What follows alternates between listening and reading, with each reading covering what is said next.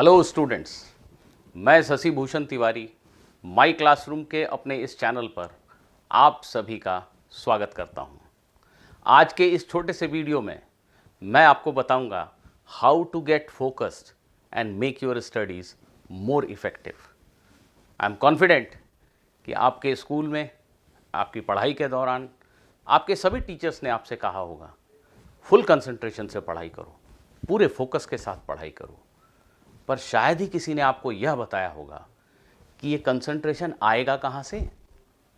आज मैं एक छोटी सी ट्रिक आपको बताऊंगा जिससे आपका फोकस आपकी पढ़ाई के प्रति काफ़ी इन्हांस हो सकता है, काफ़ी इम्प्रूव हो सकता है। तो इस सेशन को शुरू करने के पहले मैं चाहता हूं कि आप सभी हमारे इस माई क्लासरूम के चैनल को सब्सक्राइब जरूर करें और हमारे इस वीडियो को पसंद आने पर लाइक करना ना भूलें, और हाँ, बेल आइकन को दबाना तो मत ही भूलिएगा।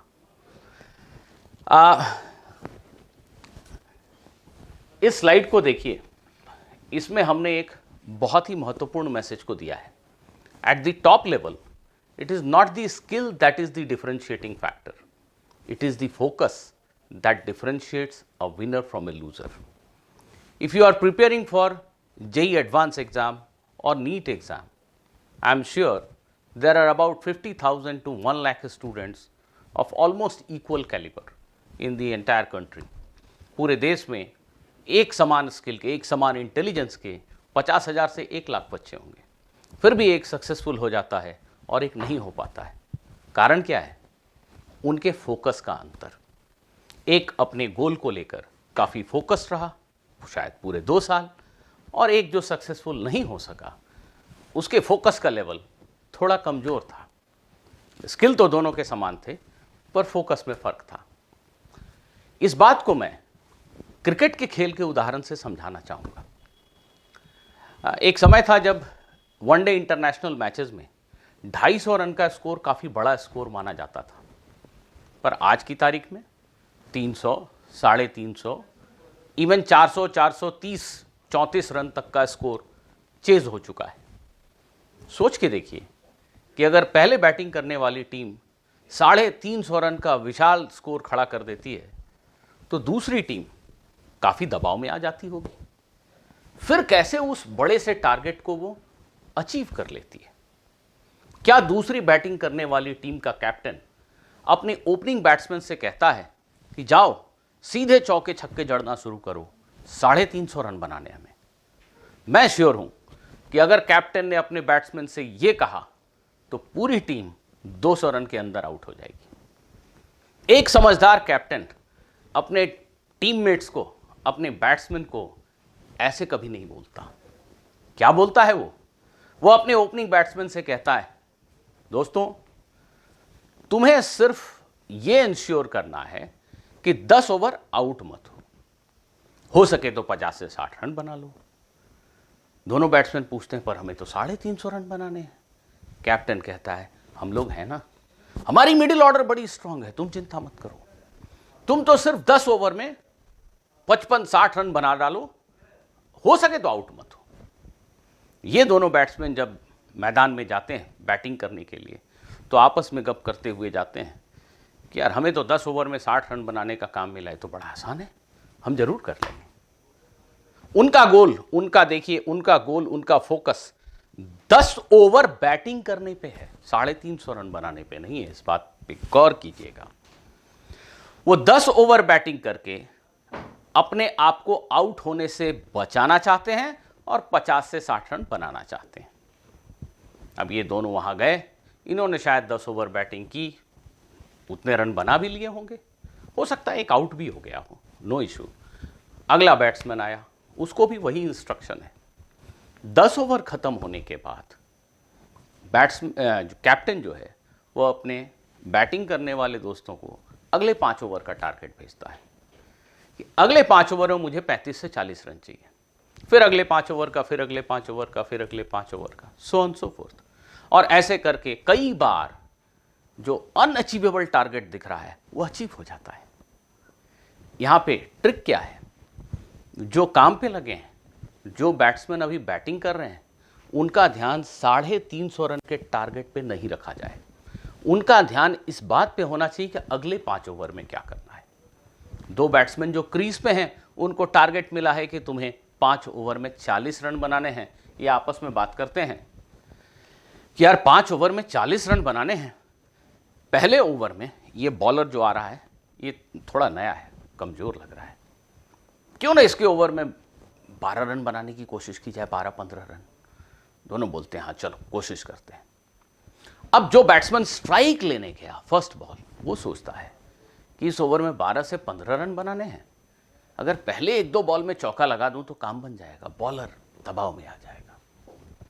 ये बैट्समैन ऑफ साइड की फील्ड को देखता है, कहां पे गैप है, वो तय कर लेता है कि बॉल अगर ऑफ साइड पे आई तो उस गैप में मारूंगा। वो ऑन साइड की फील्ड को देखता है, तय कर लेता है कि बॉल अगर ऑन साइड पे आई तो वहां मारने की कोशिश करूंगा। वो ये भी सोच लेता है कि अगर बॉल शॉर्ट पिच आई, बाउंसर आई तो मैं क्या करूंगा। इस तरह की प्लानिंग वो मन में कर रहा होता है और अब वो बॉल फेस करने को तैयार है। उसका पूरा ध्यान सिर्फ अगली बॉल पे है। बॉलर के हाथ में जो बॉल है, गेंद है, उस पे है। वो 350 रन नहीं सोच रहा इस वक्त। वो ये भी नहीं सोच रहा कि अगले 5 ओवर में कितने रन बनाने हैं। वो सिर्फ ये सोच रहा होता है कि ये बॉल अगर ऑफ साइड में आई तो मैं वहां मारूंगा और ऑन साइड पे आई तो यहां मारूंगा। यह है फोकस, यह है कंसंट्रेशन। पूरे स्टेडियम में शोर है, पब्लिक का शोर है, उसे कुछ सुनाई नहीं दे रहा होता। उसे सिर्फ यह देखना है कि यह बॉल किधर टप्पा खाई और मैं इसे किधर मारूंगा। यह है फोकस। कैसे आया फोकस? कैसे आया फोकस? फोकस इस बात से आया कि उस बैट्समैन को यह पता है कि मुझे अभी क्या करना है। अगले 10 ओवर में, अगले 1 घंटे में मैं क्या करूंगा नहीं, अभी क्या करना है, इस वक्त क्या करना है। अगर आपको इस बात का ज्ञान हो जाए कि ठीक इस वक्त आपको क्या करना है, फिर देखिए आपका कंसंट्रेशन, आपका फोकस पूरी तरह आपके काम पे होगा। जी हां, इसी बात को सर्ज नाम की एक पुस्तक, surge your guide to put any idea into action, उस किताब से डायरेक्ट मैंने इलस्ट्रेशन लिया है। इस पुस्तक में इसी बात को कुछ इस तरीके से दर्शाया गया। एक बहुत बड़े काम को हम छोटे छोटे कामों में अगर बांट दें और एक बार में एक काम को करने की ठाने, पहला काम होने के बाद दूसरे को करें, दूसरा होने के बाद तीसरे को, तीसरा होने के बाद चौथे को, ऐसे करते चले जाएं तो हमें पता ही नहीं चलेगा कि एक लंबे समय में हमने इतना बड़ा टास्क पूरा कर लिया।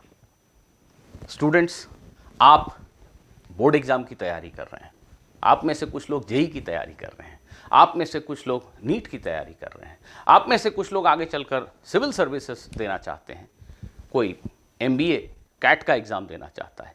सबके लिए मैं बता रहा हूँ कि जब हम जेईई की तैयारी कर रहे हैं या किसी बड़े एग्ज़ाम की तैयारी कर रहे हैं तो हमें सिलेबस काफ़ी बड़ा दिखता है। फिजिक्स की 3 मोटी मोटी किताबें, केमिस्ट्री की 3 मोटी किताबें, बायोलॉजी की किताबें, मैथ्स की किताबें, सब मिला के टेबल पे रखी हैं। हमें लगता है कि ये सिलेबस ख़त्म होगा कैसे। अक्सर रात को एक स्टूडेंट 9 बजे पढ़ने बैठता है तो मैथ्स के कुछ क्वेश्चन बनाना शुरू करता है। 1, 2, 3 क्वेश्चन अटेम्प्ट किया, अगर नहीं बने तो मैथ की किताब को बंद करके रख देता है। झूठ बोल रहा हूँ मैं? ऐसा ही होता है ना? होता है, सबके साथ होता है। फिर वो थोड़ी देर कोशिश करता है फिजिक्स पढ़ने की, वहाँ और भी कुछ डरावने क्वेश्चन दिखे, थोड़ी देर इधर उधर करने के बाद उसने उसे भी बंद कर दिया। अब वो सोच रहा है कि थोड़ी केमिस्ट्री पढ़ लूँ क्या।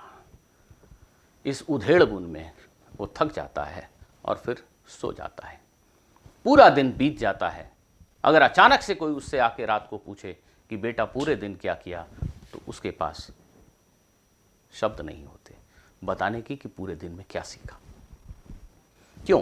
क्योंकि उसका फोकस नहीं था, उसे पता नहीं था कि आज के दिन मुझे एग्जैक्टली क्या करना है। तो स्टूडेंट्स, आपको फोकस बनाने के लिए, कंसंट्रेशन बनाने के लिए अपने आप को बताते रहना है हर वक्त कि मुझे अगले पल क्या करना है।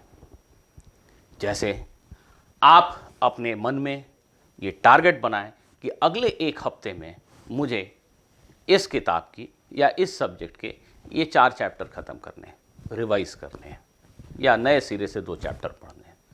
यह आपका 1 हफ्ते का टारगेट हुआ।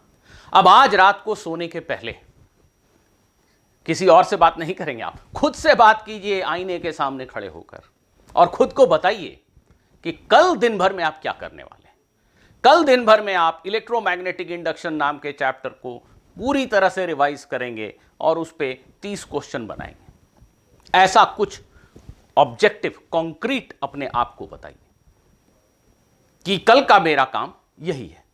परसों क्या करेंगे वो बाद में देखेंगे, 1 महीने बाद क्या करेंगे वो बाद में देखेंगे, कल क्या करेंगे ये बताइए खुद को। सो जाइए, सुबह उठते ही आप खुद बेचैनी महसूस करेंगे कि मुझे ये बड़ा सा काम पूरा करना आज पूरे दिन में, चलो इस पे लगते हैं।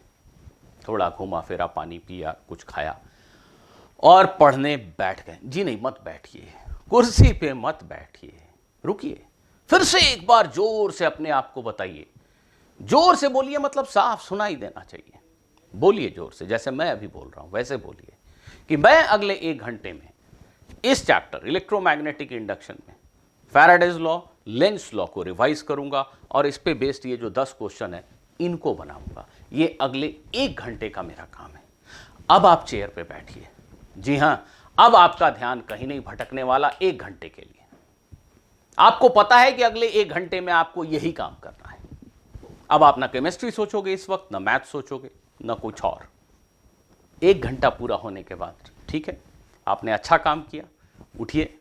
10 नहीं कर पाए, 8 ही क्वेश्चन किया, कोई बात नहीं, उठिए, पानी पीजिए, 5 मिनट थोड़ा इधर उधर घूमिए और फिर अगले 1 घंटे के लिए अपने आप को बताइए कि अब अगले 1 घंटे में मैं क्या करने जा रहा हूं। फिर से अपनी कुर्सी पकड़ लीजिए। इस प्रकार यदि आप पल पल अपने आप को यह बताते रहें कि मैं नेक्स्ट मोमेंट क्या करने जा रहा हूं, तो आपका ध्यान बिल्कुल नहीं भटकेगा। इस डिस्ट्रैक्शन भरी दुनिया में जहां इंटरनेट, आपका मोबाइल, टीवी, काफ़ी कुछ डिस्ट्रैक्शन है। इस डिस्ट्रैक्शन भरी दुनिया में जब तक हम अपने आप को ये ना बताएं कि अभी मुझे क्या करना है, कंसंट्रेशन और फोकस लाना बहुत मुश्किल है। तो दोस्तों, मैं उम्मीद करता हूं कि आज रात से आप अपनी पढ़ाई में ये अप्रोच जरूर लाएंगे। खुद को जोर से बोलकर बताएंगे कि मैं अगले 1 दिन में क्या करने जा रहा हूं और उस दिन की पढ़ाई में हर 1 घंटे के बाद खुद को बताइए कि मैं नेक्स्ट 1 आवर में क्या अचीव करने जा रहा हूं। विश्वास मानिए, रात को सोने के पहले आप खुद को गर्व के साथ बता पाएंगे कि मैंने आज पूरे दिन में इतना कुछ सीख लिया। इस काम को करते रहिए, हफ्तों, महीनों, 2, 3, 4, 6 महीने आप अपने आप को पूरी तरह बदला हुआ इंसान पाएंगे। आप पूरी तरह बदल जाएंगे, मेरा विश्वास मानिए।